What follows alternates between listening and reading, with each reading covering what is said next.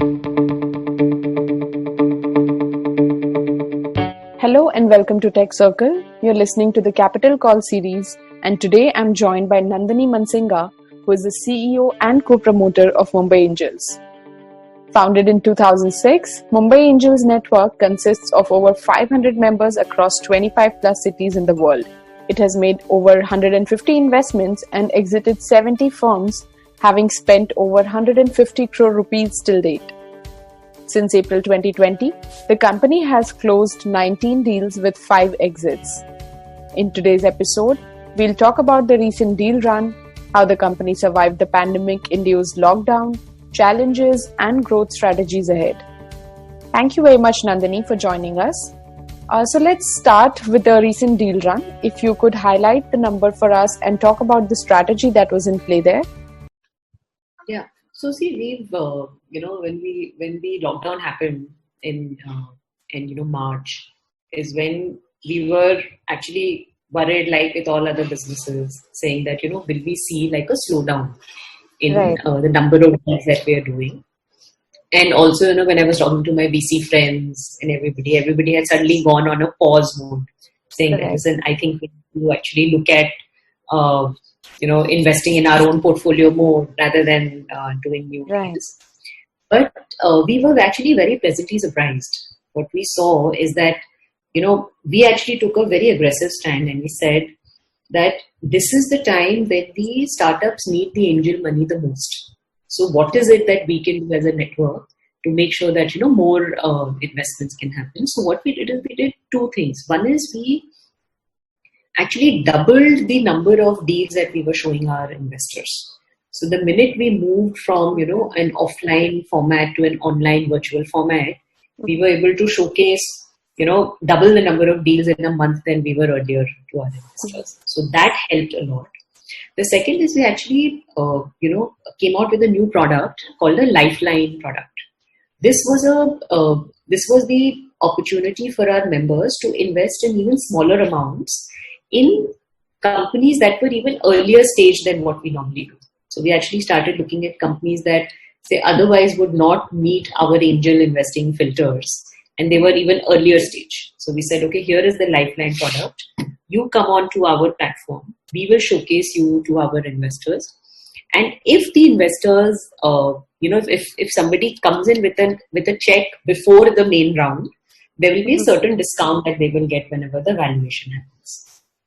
That actually helped a lot because we got a lot of companies which said, yes, we want to tide over, the COVID period. Right. So two things happened. One is we actually saw more deals. So if you see, when we said the deal run, we did 19 deals in the period of 6 months, so April to September.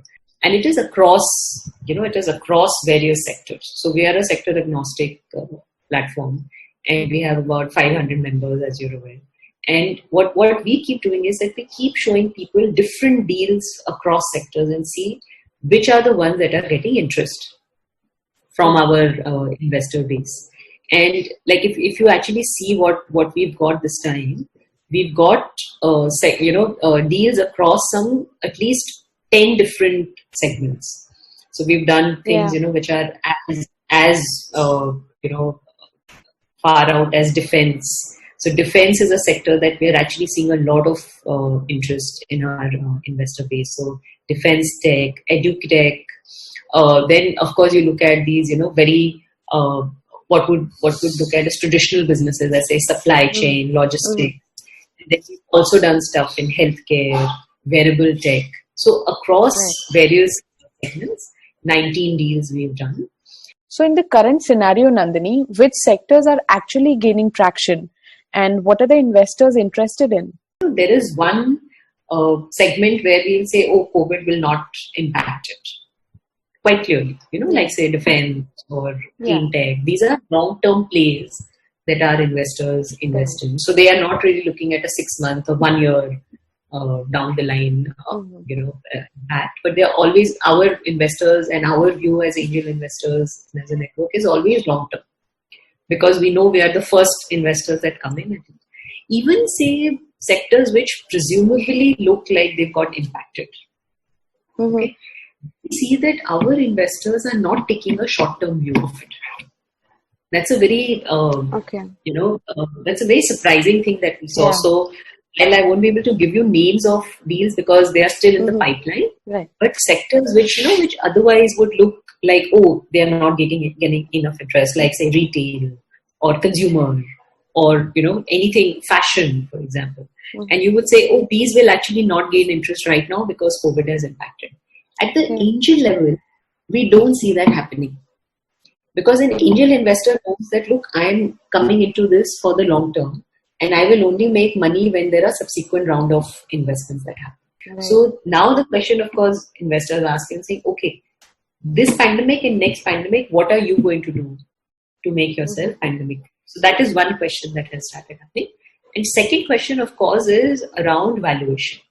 Too early to talk about follow-on fundings, or as you pointed out that most of the investors were interested in long-term view of many of the startups. So does that mean that they'll be also thinking to participate in their follow-on rounds?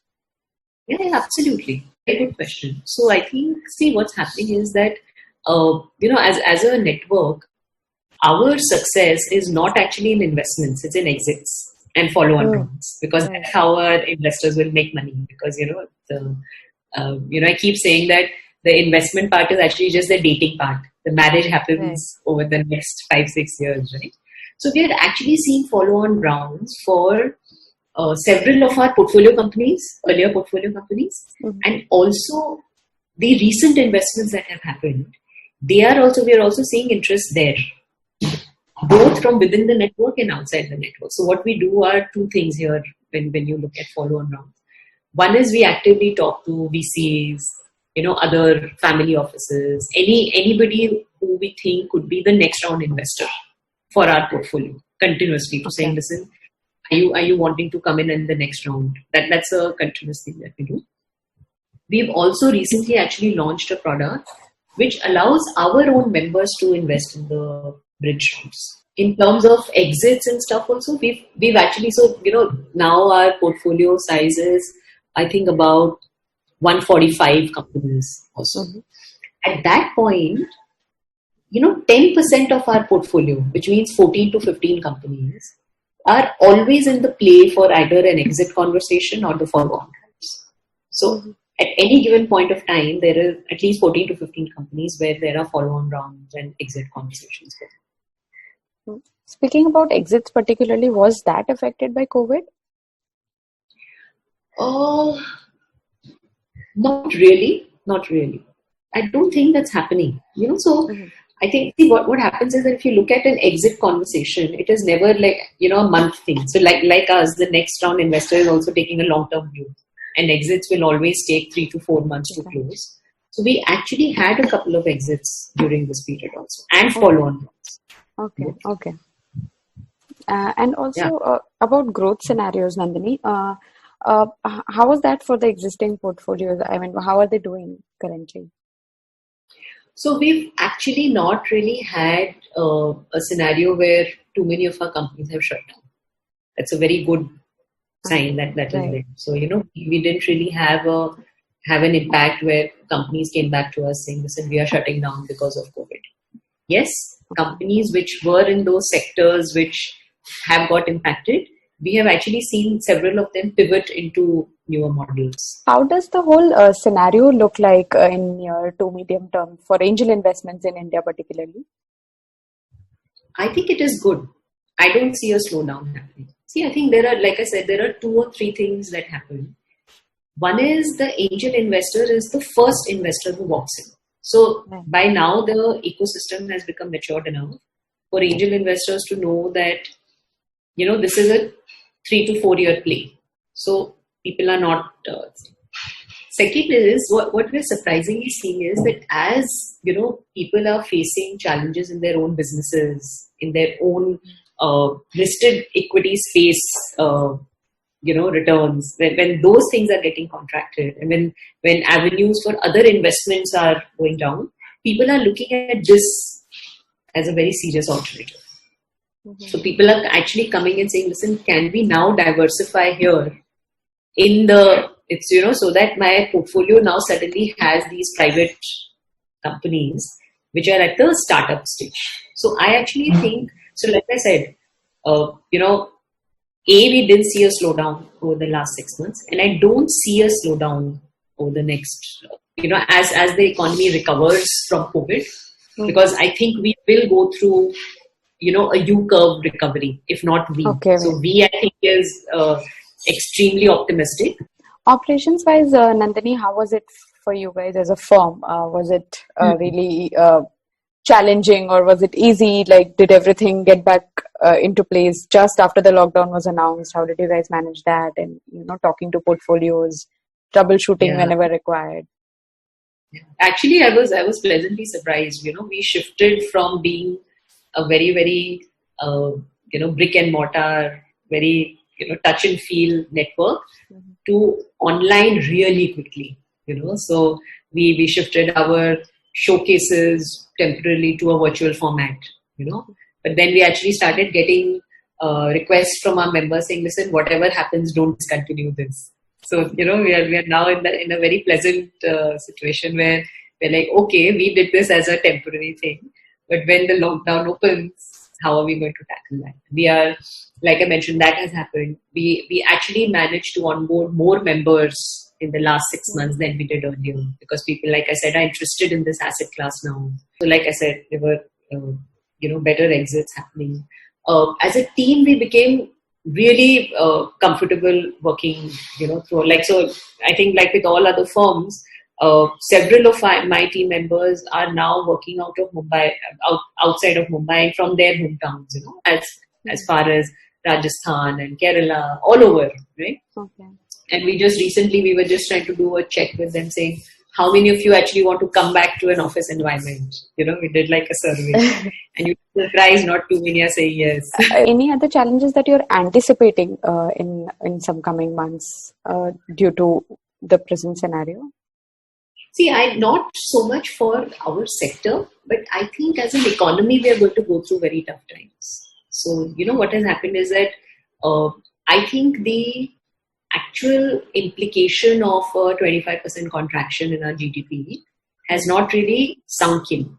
It is going to unfold over a period of time, and that will come in job losses. It will come in terms of people having lesser spending power to do things, and that will impact a lot of investments overall.